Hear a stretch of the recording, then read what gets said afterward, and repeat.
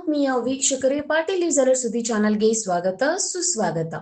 ಜಾತ್ರೆಯಲ್ಲಿ ಆಕಸ್ಮಿಕ ಬೆಂಕಿ, ಆಟೋ 1 ಲಕ್ಷ ರೂಪಾಯಿ ಮೊತ್ತದ ಆಟಿಕೆ ಸಾಮಾನು ಭಸ್ಮ.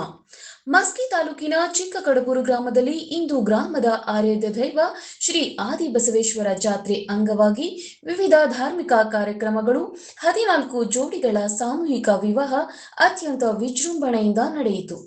ಆದರೆ ದುರಂತವೆಂದರೆ ಮಧ್ಯಾಹ್ನದ ವೇಳೆಯಲ್ಲಿ ಅತಿ ಬಿಸಿಲಿನ ತಾಪಮಾನ ಏರಿಕೆ ಒಂದು ಕಡೆಯಾದ್ರೆ ಇನ್ನೊಂದು ಕಡೆ ಕಿಡಿಗೇಡಿಗಳು ಬೀಡಿ ಸೇದಿ ಹಾಗೆ ಒಕ್ಕಟ್ಟಿದ್ದರಿಂದ ಅದರ ಕಿಡಿಯಿಂದ ಹುಲ್ಲಿನ ಮೇವಿಗೆ ಬೆಂಕಿ ತಾಗಿ ಪಕ್ಕದಲ್ಲಿ ಜಾತ್ರೆಗೆ ದೂರದ ಹುಲಿಹೈದರ್ನಿಂದು ಆಟಿಕೆ ಸಾಮಾನು ಮಾರಲು ಬಂದಿದ್ದ ಲಕ್ಷ್ಮೀ ಚನ್ನದಾಸರ ಮಹಿಳೆ ಆಟೋ ಹಾಗೂ ಆಟಿಕೆ ಸಾಮಾನು ಬೆಂಕಿ ತಗುಲಿ 1 ಲಕ್ಷ ರೂಪಾಯಿ ಮೊತ್ತದ ಸಾಮಾನುಗಳು ಸುಟ್ಟಿವೆ ಎಂದು ಲಕ್ಷ್ಮೀ ಚನ್ನದಾಸರ ಹುಲಿಹೈದರ ಅಳುತ್ತಾ ಬಹಳ ನೋವಿನಿಂದ ತಮ್ಮ ಅಳಲನ್ನ ಹಂಚಿಕೊಂಡಿದ್ದು ಮನ ಕಲುಕುವಂತಿತ್ತು.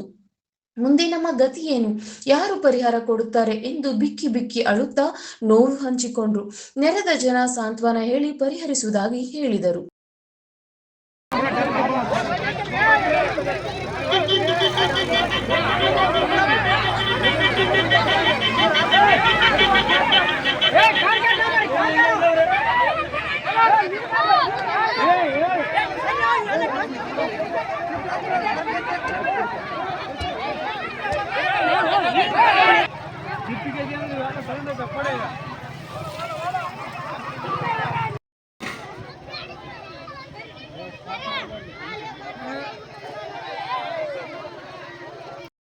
ಮಾಲು ಗಾಡಿ 2-3 ಸುಟ್ಟವಣ.